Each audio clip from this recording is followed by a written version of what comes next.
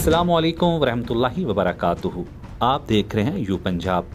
पाकिस्तान तहरीक इंसाफ के रहनुमा और मरकज़ी अंजमन ताजरान शेखुपुरा के चेयरमैन अलहाज मोहम्मद असलम बलोच ने कहा है कि पाकिस्तानी कौम बाशऊर और ज़हनी ग़ुलामी से आज़ाद हो चुकी है।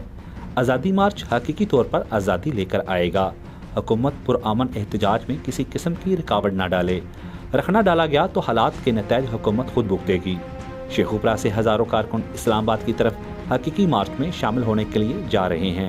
इन ख्यालात का इज़हार प्रेस क्लब शेखुपुरा में मीट दी प्रेस प्रोग्राम में अलहाज मोहम्मद असलम बलोच ने मीडिया से गुफ्तगू और बाद अज़ां सहाफ़ियों के सवालात का जवाब देते हुए किया। इन्होंने मज़ीद कहा कि अलीम खान आज किस मुँह से कह रहे हैं कि उसने पार्टी को चलाया है।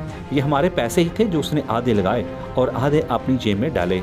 कप्तान इमरान खान चीनी माफिया और लैंड माफिया से घबराया नहीं और झुका नहीं, बल्कि कौम को दुनिया के सामने सरखरू किया और सर उठाकर जीना सिखाया है।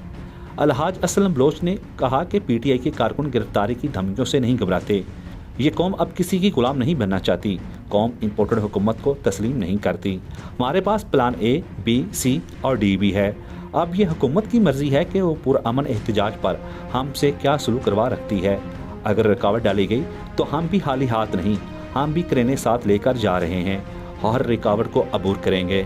इस रिपोर्ट के साथ ही यू पंजाब से अपने मेज़बान अख्तर सुलझंजुआ को इजाज़त दीजिएगा। अल्लाह निगहबान। पाकिस्तान जिंदाबाद।